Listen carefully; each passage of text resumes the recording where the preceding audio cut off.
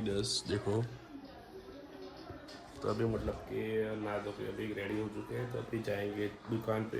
तो आधे दिन तक दुकान पे बैठेंगे, फिर घर पे आएंगे और शाम को थोड़े कुछ काम से बाहर जाएंगे। तो अभी देखते हैं आज के पूरे दिन के अंदर क्या करते हैं क्या नहीं। अभी हम लोग सुबह से बैठे थे दुकान पे, और मतलब कि आज सुबह से कुछ शूट किया नहीं था। तो अभी सामने भी दुकान चालू है, सामने आकाश में बैठे, और अभी मैं यहाँ पे बैठा हूँ। कंपल्सरी में तो सामने ही बैठता हूँ, लेकिन आज मैं यहाँ पे बैठा हूँ। तो अभी पूरे दिन मतलब कि यहाँ पे ही बैठना है। तो देखते हैं अभी क्या करते क्या नहीं। फाइनली गाइस अभी हम लोग निकल चुके हैं, मतलब कि अनुराग भाई के साथ एक मतलब कि जगह पे जाना है, और वो जगह का नाम है शामला जी। शामला जी जा रहे हैं अभी दर्शन करने के लिए, मतलब कि भगवान कृष्ण भगवान शामलिया जी का दर्शन करने के लिए जा रहे हैं अभी। तो अनुराग भाई पूरे दिन के घर पे ही थे, और उनकी गाड़ी गई थी बाहर। तो उनकी गाड़ी अभी बाहर से मतलब कि घर पे आई थी। तो हमने सोचा कि शामला जी जाए और मतलब कि दर्शन करें, क्योंकि गाड़ी को भी मतलब कि कोई मतलब कि टेम्पल के मंदिर में मतलब कि लेके गए नहीं थे। तो मतलब कि शामला जी अभी जाएंगे तो गाड़ी को भी लेकर जाएंगे। तो मतलब कि पहली मतलब कि भगवान के द्वार पर मतलब कि जाने वाली है गाड़ी। ये हमारी होंडा सिटी रानी हमारी है भाई, रानी है ना। नाम सोचा आपने? नाम सोचा आपने गाड़ी का? गाड़ी का अभी नाम सोचा नहीं है, गाड़ी का नाम भी रखने का है। तो अभी तो व्लॉग के अंदर बने रहिएगा, तो हम आपको पूरा का पूरा मतलब कि व्लॉग दिखाते हैं शामला जी मतलब कि मंदिर का।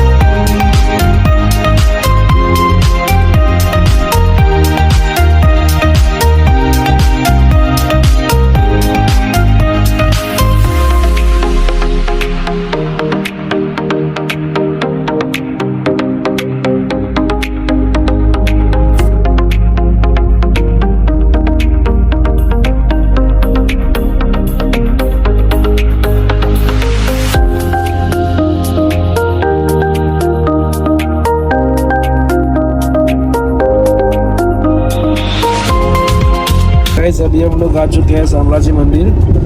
अभी मेन गेट है अभी, मतलब कि मेन गेट तो नहीं बोलते, साइड मतलब साइड से मतलब कि अभी जा रहे हैं हम, क्योंकि कार पार्किंग करनी पड़ेगी, बाद में हम अंदर जाएंगे।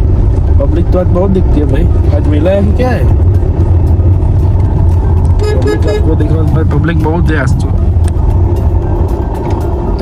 मतलब कि लग्जरी को बाहर के घूमने आएगी, मंदिर दर्शन करने के लिए आए होगे ना, इसलिए मंदिर में गिरती है। देखो भाई मंदिर का मतलब कि साइड वाला गेट फोन नंबर। अभी मंदिर में देखो अभी अंदर है, तब भी जाएंगे, दर्शन भी आपको भी कराएंगे अंदर।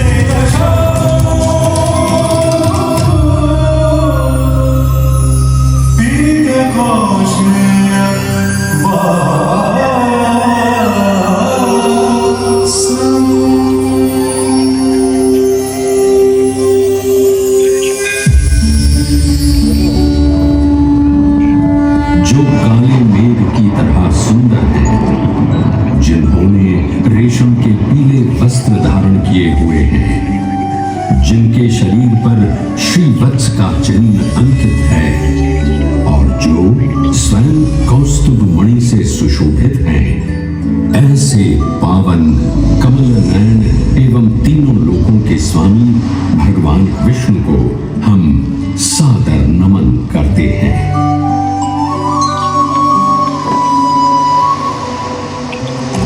आस्था, दिव्यता, इतिहास एवं वास्तुकला का समन्वय हूं मैं। भगवान श्यामला जी को समर्पित पवित्र मंदिर हूं मैं। प्राचीन धर्म और अटूट भक्ति की कहानियां सुनाने मैं आज भी विद्यमान हूं। गुजरात के अरवल्ली जिले में प्राकृतिक सौंदर्य के बीच मेश्वा नदी के तट पर स्थित है मेरा ये विशाल प्रांगण, जिसके हृदय में वास करते हैं परब्रह्म भगवान विष्णु।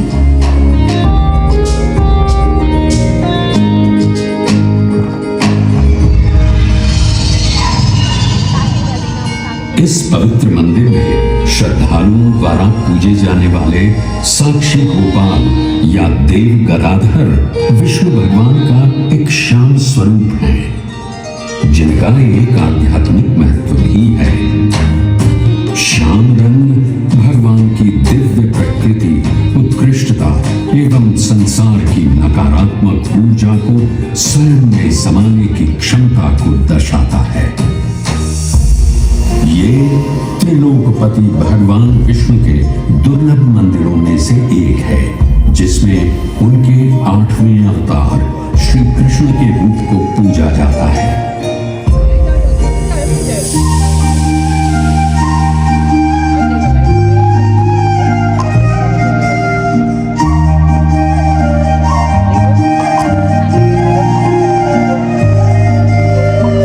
इस मंदिर में भगवान श्यामला जी या कहें श्री कृष्ण चरवाहे के रूप में दर्शाए गए हैं, जहां उनके साथ गौ माता की भी पूजा की जाती है।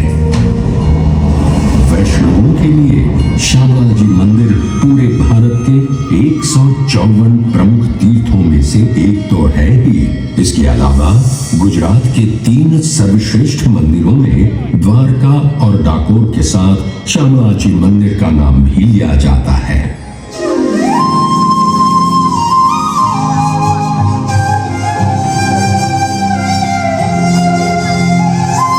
आजु हरी धेनु चराए, आजु हरी धेनु चराए आवता।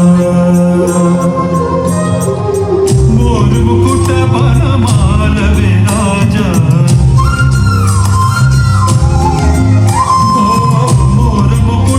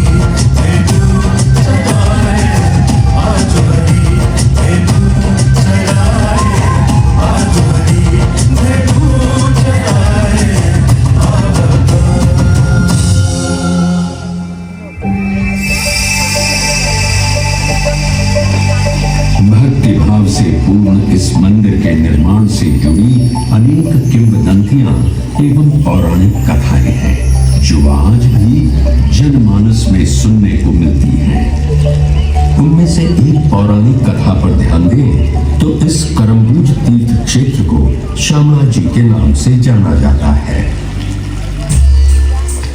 ऐसी मान्यता है कि पश्चाताप करने हेतु ब्रह्मा जी गुजरात में त्रिशूल पर्वत के निकट पहुंचे और उन्हें ये स्थान पवित्र लगा।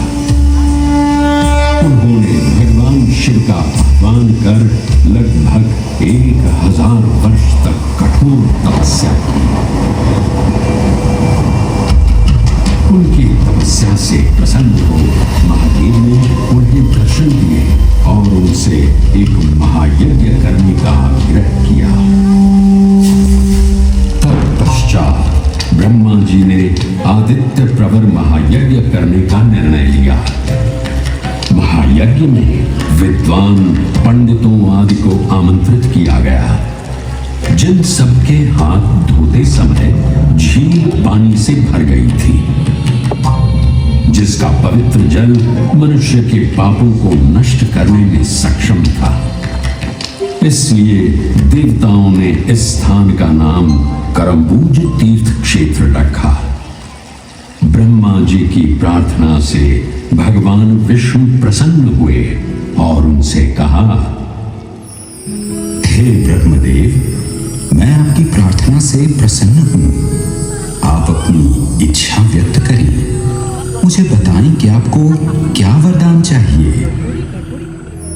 हे स्वामी, हे सृष्टि के पालनहार, आप मुझे वरदान दें कि जो कोई मनुष्य श्रद्धापूर्ण आपकी पूजा अर्चना करेगा उसका कोई अहित न होगा, एवं मोक्ष पाने हेतु जो कोई भी करम्बूज तीर्थ की यात्रा करेगा आप उन्हें अपने श्याम रूप के दर्शन देकर उनका उद्धार करेंगे। तथास्तु। हे ब्रह्मदेव, मैं सदैव के लिए करम्बूज तीर्थ में निवास करूंगा और जो कोई मनुष्य सच्चे श्रद्धा भाव से मेरी पूजा अर्चना करेगा, मेरा आशीर्वाद उस पर सदैव ही रहेगा। मान्यता है कि तब से भगवान विष्णु अपनी लंबी गदा धारण किए हुए अपने श्याम रूप में इस तीर्थ में निवास करते हैं। इसलिए उन्हें गदाधर के रूप में भी पूजा जाता है। ऐसी ही एक और किंवदंती है जो इस मंदिर के निर्माण का ताना बाना बुनती है।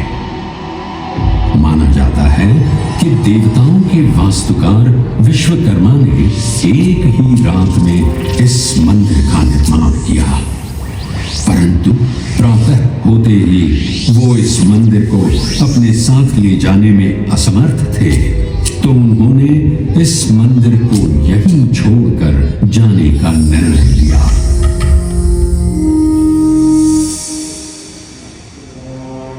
किंवदंतियों से अगर प्रामाणिक इतिहास की ओर चले तो इस कहानी के पन्नों की शुरुआत मौर्य राजवंश से होती है।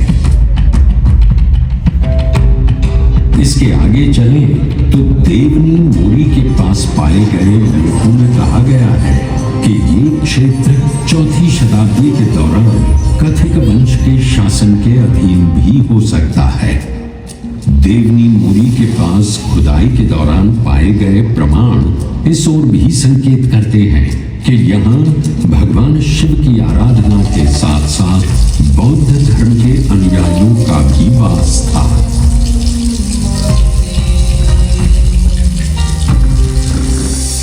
लगभग 5वीं शताब्दी के प्रारंभ में गुजरात में गुप्त काल का प्रारंभ हुआ।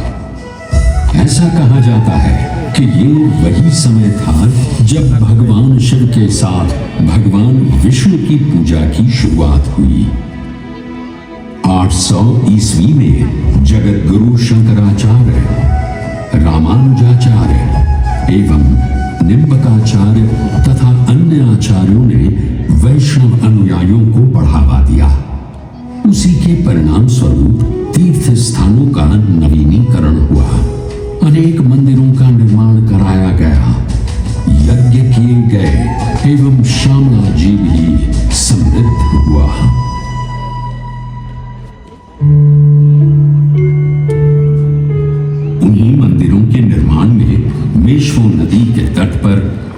चंद्रनी चौरी मंदिर का विवरण भी मिलता है। 10वीं शताब्दी ईसा पूर्व में बने इस मंदिर की झलकियां आज भी देखने को मिलती हैं। इस मंदिर में एक आयताकार गर्भगृह के सामने एक बड़ा मंडप स्थापित है, जिसमें 2 समीपवर्ती दीर्घाएं हैं जो सभाओं या अनुष्ठानों के लिए स्थान सुझाती हैं। गर्भगृह की दीवारों पर कोई मूर्ति या नक्काशी अब नजर तो नहीं आती, लेकिन किंवदंतियों को माने तो यहाँ देवी मंगला की मूर्ति स्थापित हुआ करती थी। मंदिर का शिखर नागर शैली में निर्मित है। वर्तमान में मंदिर परिसर की दीवारें तो गिर चुकी हैं, लेकिन सजावटी प्रवेश द्वार यानी तोरण अब भी खड़ा दिखाई पड़ता है, जिसे गुजरात का सबसे पुराना तोरण माना जाता है। मान्यताओं के अनुसार राजा हरिश्चंद्र के विवाह स्थल के रूप में भी इस स्थान को जाना जाता है। हरिश्चंद्रनी चौरी नाम से प्रसिद्ध ये मंदिर प्राचीन भारतीय वास्तुकला के प्रमाण के रूप में सदियों से आज भी खड़ा है। समय बदला, दौर बदला। गुजरात में सोलंकी वंश के पतन के बाद एक बुरा दौर शुरू हुआ। तब धार्मिक कट्टरता के आधार पर विदेशी आक्रांताओं ने अनेक मंदिरों को नष्ट कर दिया। राजनीतिक अराजकता के उस दौर में ईडर शासकों ने लगभग 1520 ईस्वी में एक संधि द्वारा इस क्षेत्र को पुनः प्राप्त कर लिया।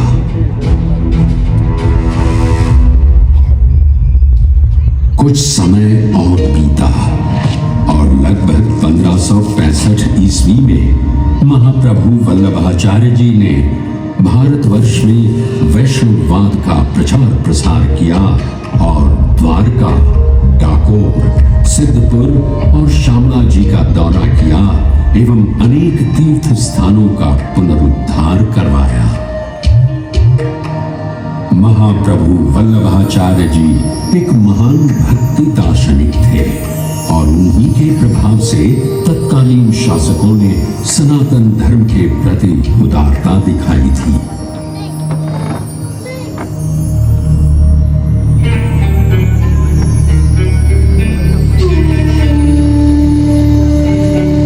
ऐसा माना जाता है कि उसी दौर में अनेक मंदिरों के साथ मेरे इस प्रांगण का भी जीर्णोद्धार कराया गया था।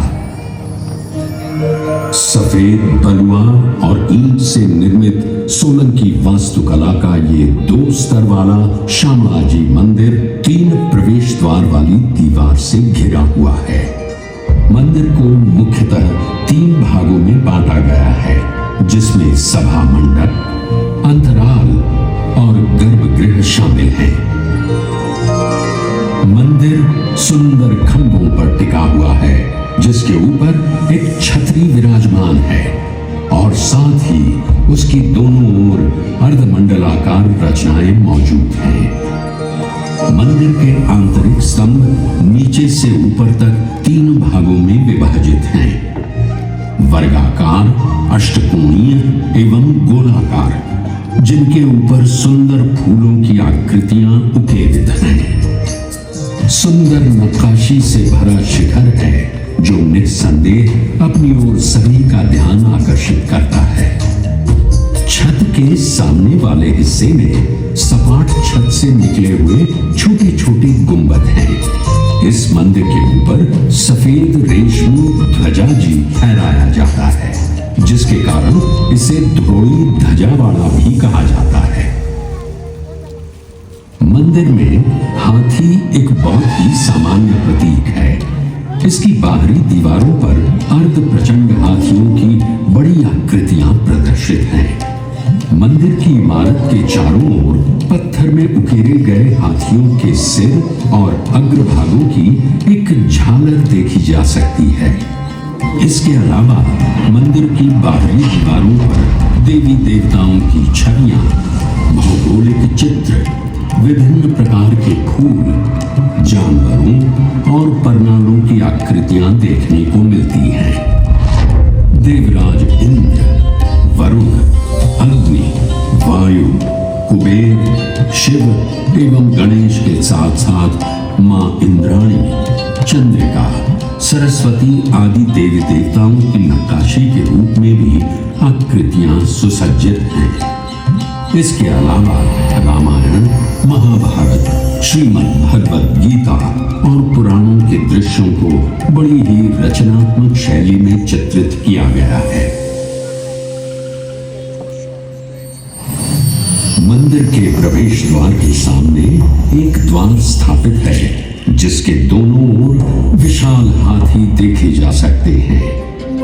हाथी द्वार सीधे मुख्य मंदिर की सीढ़ियों की ओर है। ये प्रवेश कक्ष की ओर ले जाता है। मंदिर के प्रांगण में गरुड़ की एक बहुत ही सुंदर मूर्ति है। ये वही मूर्ति है जिसे आक्रमणकारियों ने नुकसान पहुंचाया था। मंदिर में 2 शिलालेख भी देखने को मिलते हैं। ऊपरी स्तर पर पत्थर पर 94 ईस्वी और 102 ईस्वी के शिलालेख अंकित हैं, तो वहीं मंदिर के प्रवेश द्वार पर एक और शिलालेख देखने को मिलता है, जिसमें 1762 ईस्वी में टिंटोई के ठाकुर द्वारा किए गए मरम्मत कार्य का विवरण मिलता है। इन 2 शिलालेखों से ये पता चलता है कि ये मंदिर मूल रूप से एक स्थानीय व्यापारी हलधर बलराम का था और भगवान कृष्ण या श्यामला जी की त्रिविक्रम छवि मूर्ति संभवतः बाद में स्थापित की गई थी। वास्तुकला और मूर्तियों में अपनी कलात्मक सुंदरता के लिए मेरा ये प्रांगण पुरातत्वविदों और कला प्रेमियों के लिए सदैव ही पसंदीदा स्थान रहा है।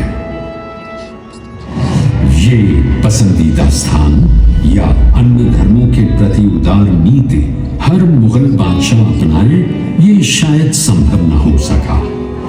बादशाह औरंगजेब ने धार्मिक कट्टरता को बढ़ावा दिया और इसके परिणाम स्वरूप उसने अनेक मंदिरों को नष्ट कर दिया, जिसमें ये मंदिर भी उसकी क्रूरता का साक्षी बना।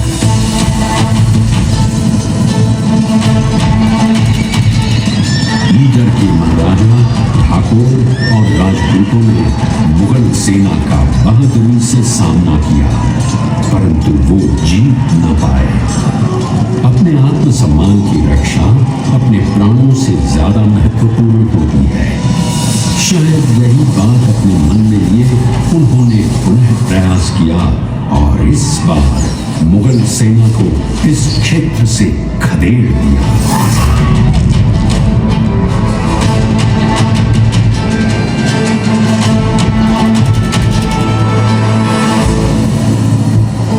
वर्तमान के खतरों को देखते हुए पुजारियों ने भगवान श्यामला जी की मूर्ति को करम्बुज तालाब में छिपा दिया और यहां से पलायन कर गए। माना जाता है कि तब आदिवासी यहां खेती किया करते थे। कुछ समय बाद एक आदिवासी को खेती करते समय ये मूर्ति प्राप्त हुई और उसने इसे अपनी झोपड़ी में रख पूजा अर्चना करना शुरू कर दिया। ये भगवान का आशीर्वाद ही था कि सूखी बंजर पड़ी जमीन पर भी अच्छी फसल हुई। आदिवासियों के लिए ये उनके कालिया देव का आशीर्वाद था। मूर्ति का रंग काला होने की वजह से कालिया देव नाम आया। जब ये बात श्री शाहूकार हरसोला वणिक शेठ कल्याण जी शाह को पता चली, तो उन्होंने एक मंदिर बनवाया एवं मूर्ति की प्राण प्रतिष्ठा भी करवाई।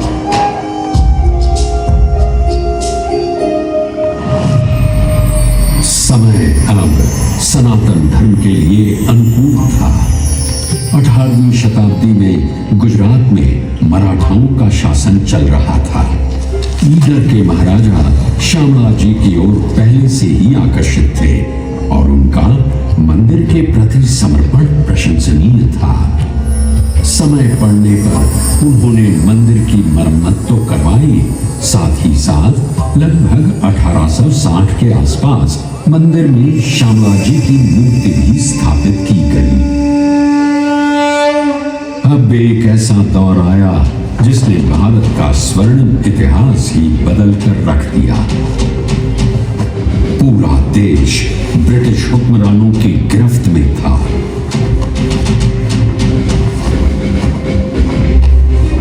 परिस्थितियां अब प्रतिकूल थी। मंदिर पर और कोई आपत्ति न आने पाए, इसलिए ब्रिटिश शासन के दौरान ही ईडर राज्य के शासक श्री केशरी सिंह जी ने इस मंदिर के नियमित प्रबंधन के लिए वैष्णवों की एक समिति बनाई। रख रखाव का भार श्यामला जी के आसपास के क्षेत्रों जैसे मोडासा, सरडोई और टिंटोई के भक्तों पर डाल उन्हें मंदिर प्रशासन के लिए नियुक्त कर लिया गया। समय सदा एक सा नहीं रहता, ये बात बिल्कुल सही है, क्योंकि अब अंग्रेजों का वक्त खत्म होने वाला था। सन 1947 में भारत आजाद हुआ और उसके लगभग 13 वर्षों बाद जन्म हुआ गुजरात राज्य का, जिसके अरवल्ली जिले में मैं यानी ये मंदिर स्थापित है।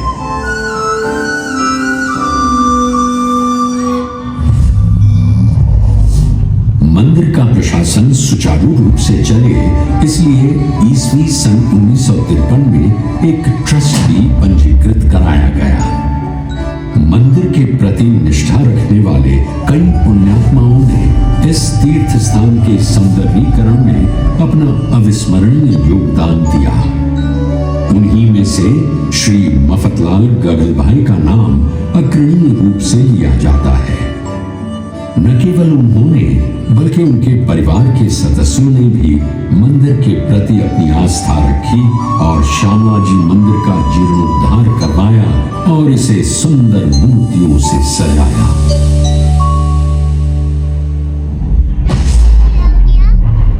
मंदिर के अलावा पुरातत्वविदों और कला प्रेमियों के लिए श्यामला जी में श्यामला जी संग्रहालय भी स्थित है, जिसमें लगभग 173 प्रदर्शनियों के साथ साथ पुरातत्व संग्रह भी शामिल हैं। इस संग्रहालय में इस क्षेत्र के पूर्व इतिहास से लेकर ऐतिहासिक काल तक का लगभग सारा संग्रह मौजूद है, जो यहाँ आए सैलानियों के लिए एक अनोखा अनुभव है।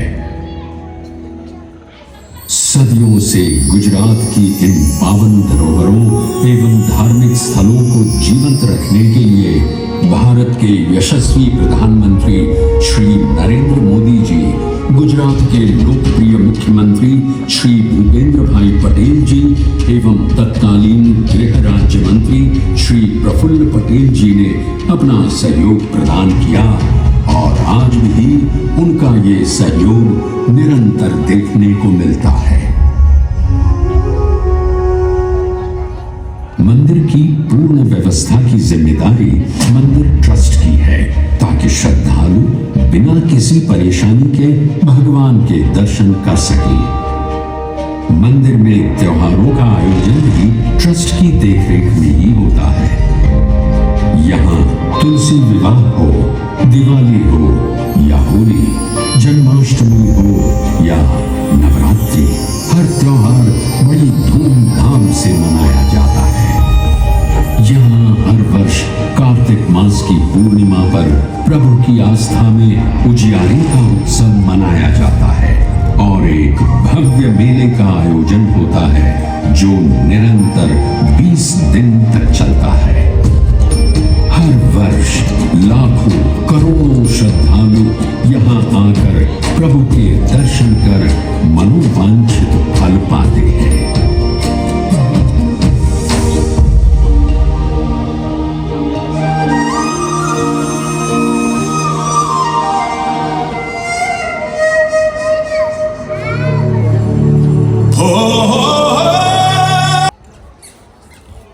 चलिए गाइस, हमने मतलब कि साम्राज्य के दर्शन भी कर लिए और लेजर शो देख रहे हैं अभी। मतलब कि आपने भी पूरा का पूरा लेजर शो देखा होगा कि कैसा लेजर शो है भाई। तो अभी आप भी मतलब कि लाइक कर देना वीडियो को और पूरा का पूरा मतलब कि वीडियो देखना भाई। तो आपको वीडियो पसंद आया तो लाइक करना मत भूलिएगा भाई। अभी देखते हैं आगे क्या करते क्या नहीं। तो फाइनली गाइस, अभी हम लोग मतलब कि साम्राज्य रुके थे थोड़ी देर पानी पीने के लिए। तो अभी यहाँ से जा रहे हैं हम मोड़ा जाने के लिए। तो मतलब कि आपको कैसा लगा मतलब कि रिसर्च से साम्राज्य मंदिर का, तो आप कमेंट में बोलना मत भूलिएगा। और इंस्टाग्राम पे भी मैं मतलब कि लखन व्लॉग्स मतलब लखन व्लॉग्स 01 है उस आईडी पर मैं मतलब कि व्लॉग ये क्लिप करके कट करके मैं डालने वाला हूँ। और भाई मैंने 2 दिन से मतलब कि मिनी व्लॉग मैंने डालना चालू किया है। तो आपको कैसा लगा व्लॉग, तो आप भी वो ज़रूर बोलना। और भाई रौनक भाई बोल रहे थे कि मैं व्लॉग चालू करने वाला हूँ। तो भाई आप कब व्लॉग चालू करने वाले हैं? मेरे को फ़ोन आते हैं उनके, तो मैं व्लॉग चालू करूँगा लेकिन वो व्लॉग चालू मतलब कि करते नहीं है और किसी भी बोलते ही है। रौनक भाई व्लॉग चालू कर दे यार अब तो। और अभी मोड़ा से जाने के लिए हम लोग निकल चुके हैं। तो अभी मोड़ा से जाके मतलब कि घर पे जाने बाहर कुछ खाने का मतलब कि मूड नहीं है।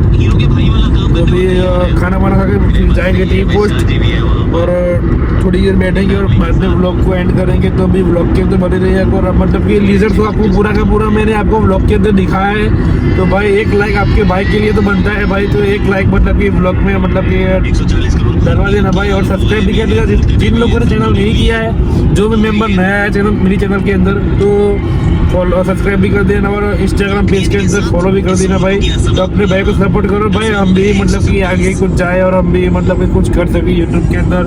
तो भाई सपोर्ट करो अपने भाई को। तो बने रहिएगा ब्लॉग के अंदर।